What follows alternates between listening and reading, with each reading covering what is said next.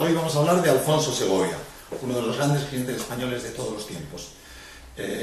Alfonso ha sido desde luego un referente en la hípica española, sobre todo entre los años 70 y los años 80, desde luego ha sido uno de los grandes de los nuestros. En casa desde luego tenemos una gran amistad con él. Mi padre ha estado toda la vida, digamos, involucrado en la amistad con Alfonso, y yo por supuesto desde luego siempre la he compartido, ¿no? Alfonso empezó a montar aquí en el Club Campo, Pepe. Sí, empezamos, yo creo que fue en el año 60, empezamos hace tiempo. Empezamos a montar aquí con un profesor que había aquí en el Club de Campo, se llama Antonio Álvarez, y empezamos prácticamente al mismo tiempo, pues Luis Antonio Álvarez Cervera, Maya Graset, yo y bueno, algunos más, pero luego al final quedamos prácticamente solo nosotros en competición, ¿no? El primer caballo que tuvo Alfonso se llamaba Romero, un caballo tordo, nacional, rápido, y ganó, bueno, como casi todos sus caballos, bastantes pruebas, ¿no? El siguiente caballo que tuvo, que creo que ya fue con el primero que ya corrió grande de Madrid, fue un caballo nacional también, se llama Gurugú, llegó a Torrepalma, y ya con ese caballo ya corrió y ganó pruebas muy importantes. Luego ya creo que prácticamente después llegaron ya todos los caballos federativos que tú recuerdas muy bien. Sí, bueno, Alfonso en un momento determinado empezó a montar caballos como Tic Tac, como Sunshine, como Sablés, Agamenón, Valdeloar, no era federativo, pero eran unas personas bastante afines en ese momento a la Federación Española. La equitación de Alfonso me gustaría hablar. Yo recuerdo su galope, su ritmo, su posición un poco adelantada, esa manera de saltar siempre él un poquito manteniendo su peso un poco alto, que parecía en esa época que la gente decía Alfonso se queda un poco atrás, y hoy en día ves muchísimos jinetes del mundo, es verdad, es un jinete que salta un poco quedándose alto.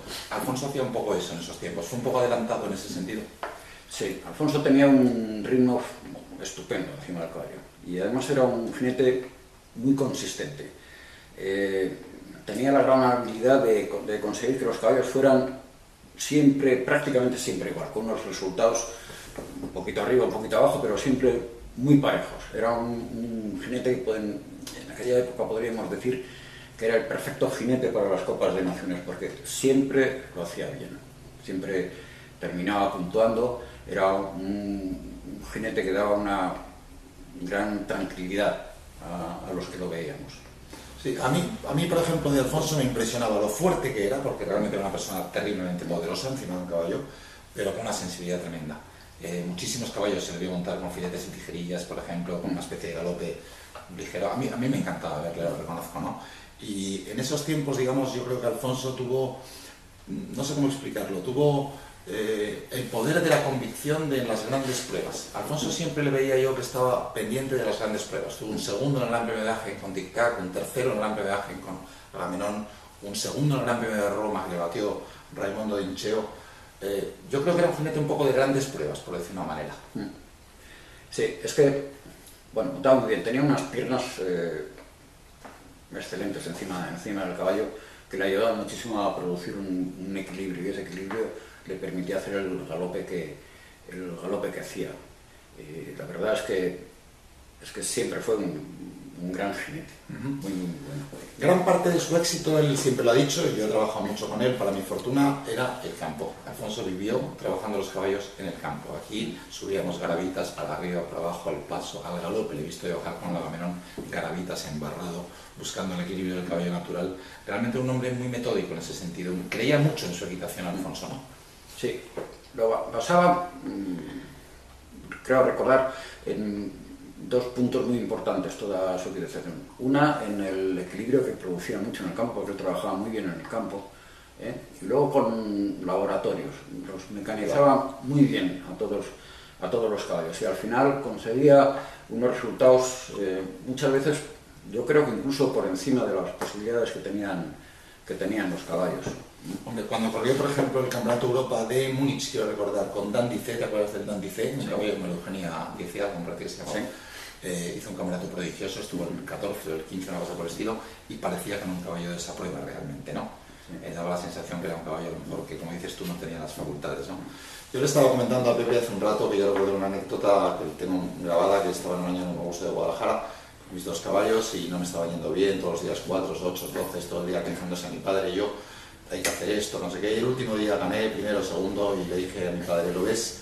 Esto había que hacer así, asado y no sé qué, y me dijo, no seas imbécil, he traído a Alfonso esta mañana y ya estaba montando los caballos toda la mañana, te los ha dejado nuevos realmente, ¿no? Evidentemente Alfonso cambiaba un poco los caballos, a mí me los cambiaba, no era tan difícil, pero a mí me los cambiaba, desde luego, ¿no?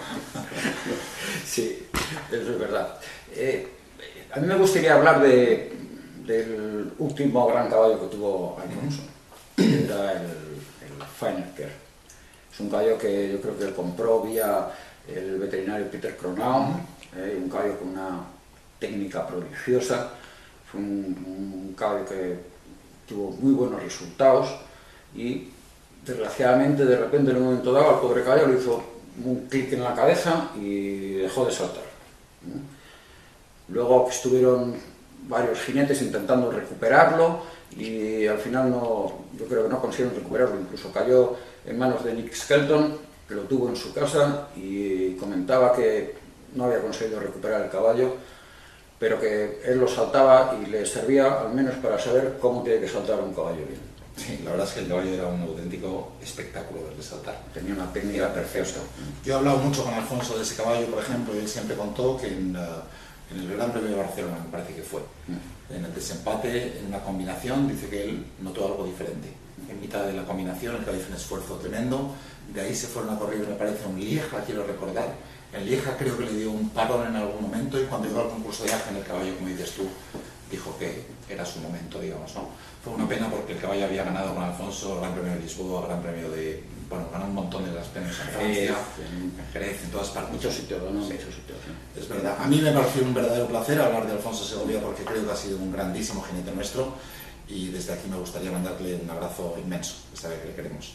Yo también, porque además de buen jinete, es muy buen amigo mío. Muchas gracias.